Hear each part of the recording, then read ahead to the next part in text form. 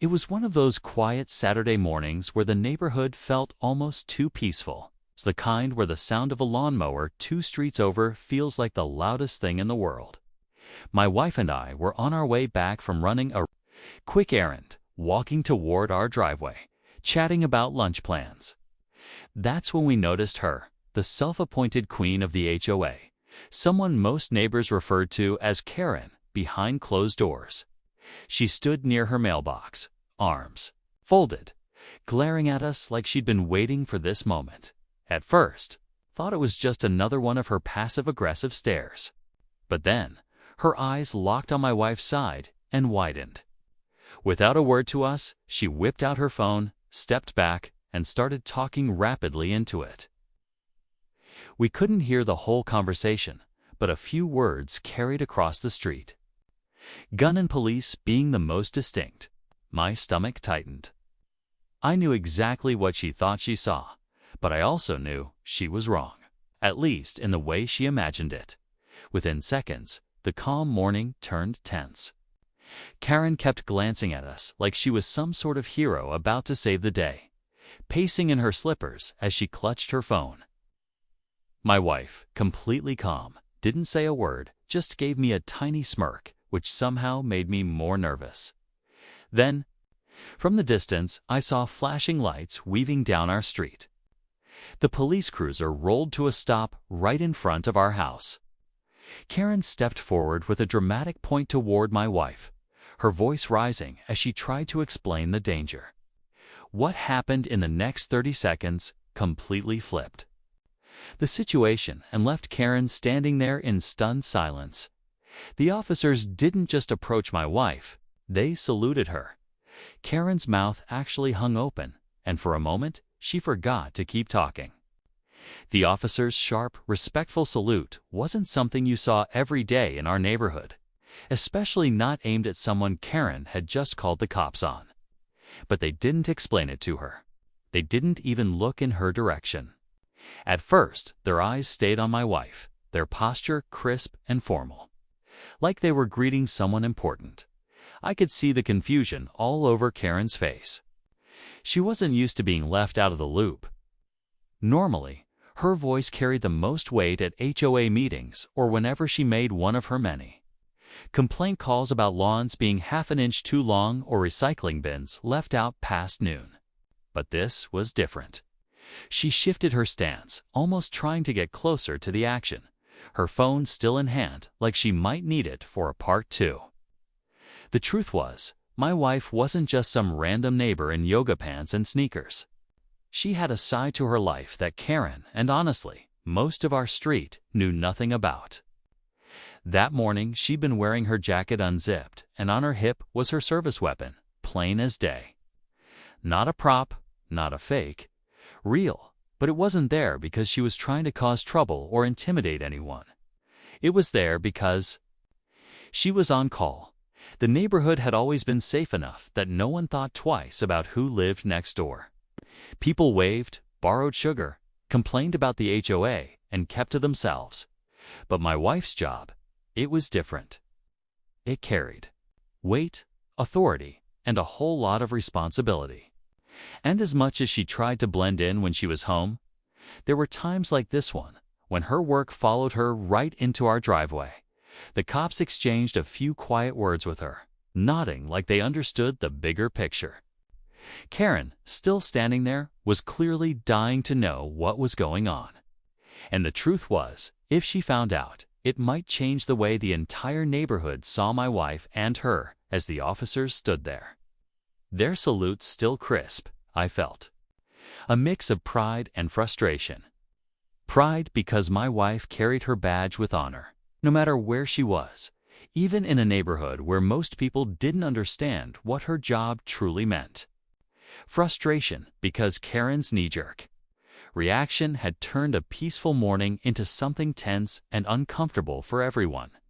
Karen, meanwhile, wasn't ready to back down. After the initial shock faded, she started whispering loudly into her phone again, probably trying to get a second opinion or stir up more drama. I caught her eye for a brief moment, and all I saw was that familiar stubbornness, the kind that makes people hold on to their own version of the truth, no matter what the facts say. This incident wasn't just about a misunderstanding or an overreaction. It pulled back the curtain on something deeper in our community. The truth is, most neighbors didn't really know what my wife did. She didn't wear her uniform around the block, and she kept her work separate from our home life. But the moment Karen saw that gun, even if she didn't understand the full story, her fear and judgment took over. It made me wonder how many others might jump to conclusions if they ever knew. I could feel the tension rising, not just between Karen and us, but among the other neighbors who had started gathering near the street, curious about the commotion. Some gave nods of respect toward my wife, while others whispered behind their hands, their faces a mix of curiosity and unease. In the back of my mind, I worried about what this would mean going forward. Would Karen's call damage our reputation? Would people start treating us differently? Or worse, would this create new divisions in our neighborhood? The US versus them kind? For now, all I knew was that the story was far from over. And whatever came next, it wasn't going to be simple. The neighborhood street felt charged, like the calm before a storm that nobody wanted but everyone could sense was coming. Karen's whispering calls had turned into louder murmurs, and a small crowd was gathering, eyes darting between my wife, the officers, and Karen, like they were waiting for a verdict. I could feel my heart pounding, not just because of the situation, but because I knew this moment could change everything. My wife stood tall, her expression steady but guarded. She wasn't just defending herself, she was standing for the respect her job deserved, even if that respect wasn't automatic here. The officers spoke quietly with her, occasionally glancing toward Karen, who was growing more restless and louder by the minute. The tension was thick enough to cut with a knife. Karen's frustration was boiling over now. She raised her voice, trying to make her case louder than anyone else's, painting a picture of danger that didn't match reality. People shouldn't be walking around with guns in our neighborhood, she declared, hoping to rally others to her side. But some of the neighbors exchanged uncertain glances, sensing that maybe things weren't as simple as Karen claimed. I watched as the officers finally turned fully toward Karen, their faces serious but calm. My wife's hand rested near her holster, a silent reminder of what was real here and what was just fear and misunderstanding. The weight of the moment pressed down on all of us, neighbors, officers, Karen, and me. Everyone was waiting for what would come next. Would the officers back Karen up, validating her fear and complaints? Or would they see the truth in my wife's calm professionalism and the reality behind the gun Karen thought she'd seen? The street held its breath. The outcome of this confrontation would ripple through our community in ways none of us could yet predict. And right now, none of us knew what the next few minutes would bring. Just when it felt like the tension might break one way or another, one of the officers suddenly reached into his jacket pocket and pulled out a badge. But it wasn't the kind you expect. It was a different kind of badge, one that caught everyone's attention. The officer looked straight at Karen and said something that made her freeze mid-sentence. My wife glanced at me briefly, her eyes sharp but calm, as the officer explained that she wasn't just any officer on routine patrol. She was part of a specialized unit that handled sensitive investigations. That badge wasn't just a symbol. It was proof that what Karen saw was misunderstood, but also that this situation was more complicated than any of us realized. Karen's face shifted from confident to unsettled, and the murmurs from the crowd grew louder. People began whispering questions to each other, trying to piece together what was happening. This wasn't just about a mistaken call or an overreaction anymore. It was something deeper, involving secrets that had been hiding beneath the surface of our quiet neighborhood. As the officer started talking more openly with my wife, it became clear there was more at stake than just the usual HOA disputes or neighborhood gossip. The specialized unit's presence suggested a bigger story, one tied to safety, trust, and maybe even hidden threats we never saw coming. Karen's insistence on calling the cops had unintentionally pulled back a curtain that many weren't ready to face. And while my wife handled the situation with professionalism, I could feel the weight of what was coming. The peaceful streets we knew were about to change, and everyone here was about to learn that sometimes the quietest neighborhoods hold the biggest secrets. What happens next could shake this community to its core. The officers stepped forward, their tone firm but respectful as they addressed Karen's concerns. They explained that my wife's service weapon was completely authorized and part of her official duties, and that the specialized unit was there not because of any threat from us, but to investigate a serious issue that had been quietly brewing in the neighborhood. Something Karen had unknowingly stumbled into by calling the cops, it turned out.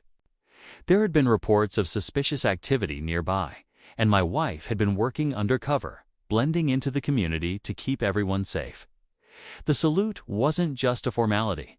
It was a sign of deep respect for her role and the sacrifices she made behind the scenes. Suddenly, Karen's accusations seemed small compared to the bigger picture, and the murmurs among neighbors shifted from judgment to admiration.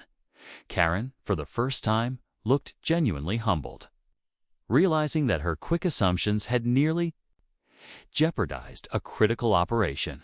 She stepped back, silent and shrinking into herself. As my wife exchanged a brief nod with the officers, a moment that said more than words could, but just as the neighborhood began to breathe easier, a sharp knock came at our front door. The lead officer answered it, and his expression changed instantly. Outside stood another figure, someone unexpected, with ties to both the community and the investigation, holding information that threatened to upend everything again. The calm that was settling over the street shattered in an instant. The secrets my wife was protecting weren't just about safety. They were about trust, betrayal, and a hidden threat far closer than anyone imagined. As the door closed behind the newcomer, I realized this story wasn't over. In fact, it was only just beginning. After the door closed behind the unexpected visitor, the neighborhood slowly started to settle again. The officers explained that the newcomer was a trusted informant who had crucial information about the ongoing investigation. It wasn't just about keeping the community safe. It was about uncovering a web of deception that had been hiding in plain sight. My wife's role was critical, and her presence in the neighborhood was no coincidence. Karen, now quiet and reflective, finally approached my wife. There was no anger left in her voice, only a hesitant apology for jumping to conclusions. It was a humbling moment that reminded me how fear and misunderstanding can cloud judgment, especially when we don't know the full story. Neighbors who had gathered earlier began to disperse, some nodding in respect, others still processing the revelations. The HOA Queen's drama had turned into something much bigger than a simple complaint. It had opened a window into the unseen work that goes into protecting a community, and the personal sacrifices behind the badge. As the sun dipped lower in the sky, I looked at my wife with renewed appreciation. Behind her calm demeanor was someone who carried immense responsibility, often invisible to those around her. This incident, as unsettling as it was, brought to light the importance of trust, respect, and understanding within any neighborhood. As it was a reminder that appearances can be deceiving, and that sometimes the quietest people are the ones doing the hardest work. Karen's call might have sparked chaos, but it also pulled the community closer to a truth many didn't expect. In the end, it wasn't about a gun or a badge. It was about connection, empathy, and the unseen stories that shape our lives. And that's something every neighborhood, no matter how quiet, can learn from.